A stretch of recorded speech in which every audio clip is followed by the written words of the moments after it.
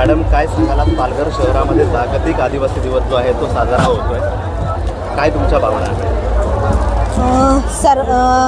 सर्वप्रथम सर्व आदिवासी बांधवांना जागतिक आदिवासी दिनाच्या खूप खूप शुभेच्छा. जागतिक आदिवासी दिवस हा निसर्गवासी काळूराम काका धोदडे ह्यांनी ह्या पालघरमध्ये आणला आणि 2011पासून हा जागतिक आदिवासी आपण मोठ्या संख्येने साजरा करतो. आज जे काकांचे विचार आणि काकांची जी प्रेरणा होती त्या पुढे नेण्याचं काम आज आदिवासी एकता परिषद भूमिसेनेच्या माध्यमातून आम्ही करतोय.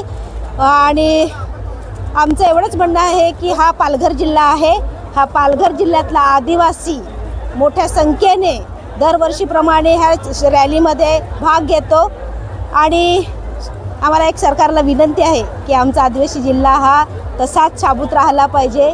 जे काही प्रोजेक्ट येत आहेत आणि आमच्या जमिनी जंगल नष्ट होत आहेत हे तुम्ही थांबवलं पाहिजे.